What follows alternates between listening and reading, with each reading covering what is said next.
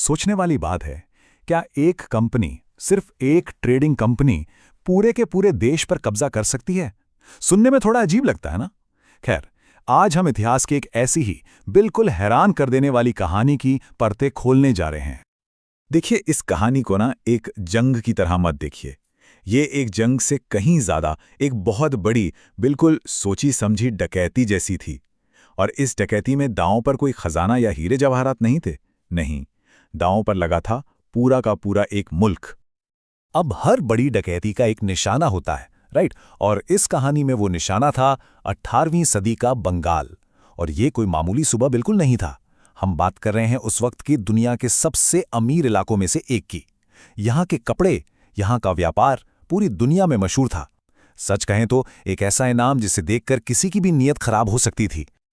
और तभी बिल्कुल सही वक्त पर कहानी में एंट्री होती है एक नए नौजवान नवाब की।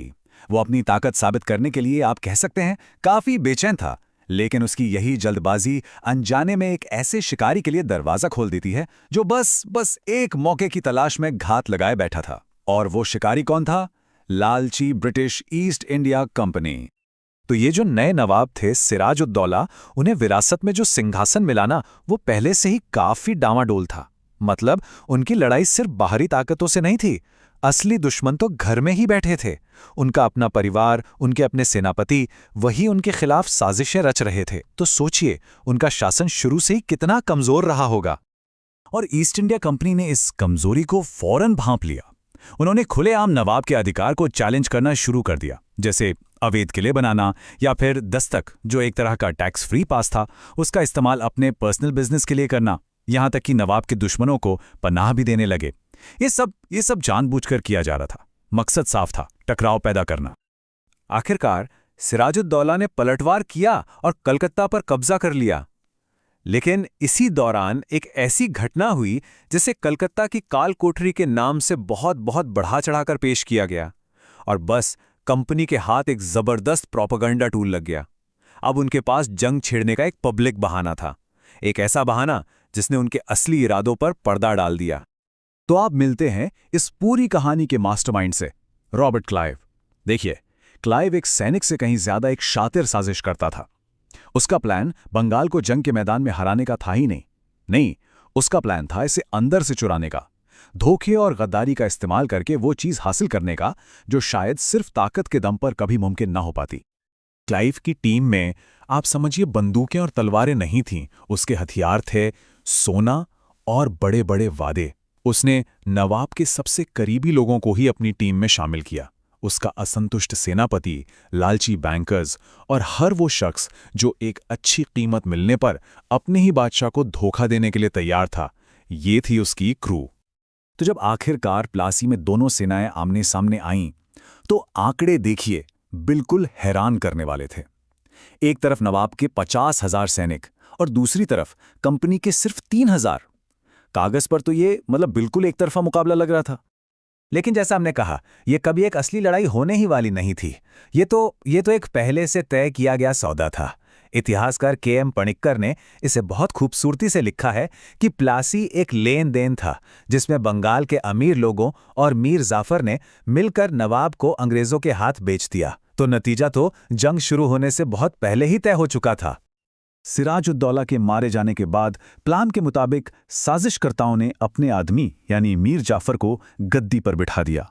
उन्हें लगा चलो काम हो गया, अब सत्ता हमारे हाथ में है। लेकिन उन्हें बहुत जल्द पता चलने वाला था कि वो खुद किसी और की कठपुतलियां बन चुके हैं और असली डोर तो किसी और के हाथ में थी। तो गद्दार सेनापति मीर जाफर को नवाब का ताज पहनाया गया, लेकिन ये ताज बिल्कुल खोखला था। वो सिर्फ नाम का शासक था, एक ऐसी कठपुतली जिसका एकमात्र मकसद था अपने ईस्ट इंडिया कंपनी के मालिकों की तिजोरियां भरना। और ये सिलसिला चलता रहा। जैसे ही एक कठपुतली अपना काम पूरा कर देती, उसकी जगह दूसरी ले लेती। ये नवाबों का एक रिवॉल्विंग डोर सा बन गया था। उन्हें गद्दी पर बिठाया जाता, इस्तेमाल किया जाता, और जैसे ही कोई थोड़ी सी भी आज़ादी दिखाने की हिम्मत करता, उसे फौरन हटा दिया जाता। सारा खेल सिर्फ मुनाफे का था। वफादारी का तो दूर दूर तक कोई नामो निशान नहीं था। तो देखिए, प्लासी एक धोखा था, एक तख्ता पलट, इसमें कोई शक नहीं। लेकिन कंपनी का बंगाल पर कब्जा अभी भी पूरा नहीं हुआ था। इस डकैती को अंजाम तक पहुंचाने के लिए एक निर्णायक जंग की जरूरत थी। एक ऐसी जंग जिसके बाद कोई भी उनके अधिकार को चैलेंज करने की हिम्मत ना कर सके। और यहीं पर प्लासी और बक्सर का सबसे बड़ा फर्क समझ में आता है। प्लासी एक अंदरूनी साजिश थी, लेकिन 1764 में जो बक्सर की लड़ाई हुई वो एक असली सैन्य टकराव थी। इस बार कंपनी के खिलाफ सिर्फ बंगाल का नवाब नहीं था, नहीं, इस बार मुगल बादशाह समेत 3 बड़ी ताकतों का गठबंधन था। जैसा कि इतिहासकार V.A. स्मिथ ने कहा, बक्सर ने प्लासी के अधूरे काम को पूरा किया, और ये बिल्कुल सही है। बस एक जीत ने बचे खुचे सारे विरोध को कुचल कर रख दिया और ईस्ट इंडिया कंपनी को उत्तरी भारत की निर्विवाद शक्ति बना दिया। तो सैन्य जीत तो हासिल हो गई। अब वक्त था डकैती के आखिरी चरण का, यानी माल समेटने का। कंपनी ने इसके लिए एक ऐसी व्यवस्था बनाई जो जितनी सरल थी उतनी ही शातिर भी थी। फॉर्मूला सीधा सा था, जिम्मेदारी के बिना ताकत और रिस्क के बिना मुनाफा। इलाहाबाद की संधि के जरिए क्लाइव ने एक सिस्टम स्थापित किया जिसे कहते हैं द्वैध शासन या दोहरी सरकार। ये एक पॉलिटिकल मास्टर स्ट्रोक था, कहना पड़ेगा। इसने कंपनी को पर्दे के पीछे रहकर ही सब कुछ कंट्रोल करने की ताकत दे दी। अब यह सिस्टम काम कैसे करता था? बहुत सिंपल है। कंपनी को मिली दीवानी, यानी सारे टैक्स वसूलने का अधिकार। सारा पैसा कंपनी के पास। और नवाब को मिली निजामत, यानी कानून व्यवस्था और प्रशासन चलाने की सारी जिम्मेदारी। सीधे शब्दों में कहें तो कंपनी को मिला सारा पैसा और मुनाफा, और नवाब को मिले सारे सिरदर्द, वो भी बिना किसी रिसोर्स के। कमाल का सिस्टम था, है ना? और इसका नतीजा बहुत भयानक था। बिना किसी जवाबदेही के कंपनी के अधिकारियों ने इस सूबे को बेरहमी से लूटा। कानून व्यवस्था तो समझ लीजिए पूरी तरह चरमरा गई। और फिर 1770 में बंगाल ने एक विनाशकारी अकाल देखा, जिसे इस भ्रष्ट व्यवस्था ने और भी बदतर बना दिया।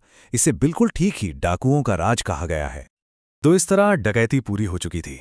एक ट्रेडिंग कंपनी ने दुनिया के सबसे अमीर इलाकों में से एक पर कब्जा कर लिया था, और इसी के साथ भारत में लगभग 200 साल के ब्रिटिश राज की नींव रखी गई। ये पूरी कहानी हमें एक बहुत जरूरी सवाल पर लाकर छोड़ देती है। एक कॉरपोरेशन और एक सरकार के बीच की लकीर आखिर है कहां? ये सवाल 18वीं सदी के बंगाल में पैदा हुआ था, बिल्कुल सही। लेकिन आज जब बड़ी बड़ी ग्लोबल कंपनियां कई बार सरकारों से भी ज्यादा ताकतवर होती जा रही हैं, ये सवाल पहले से कहीं ज्यादा मौजू हो गया है।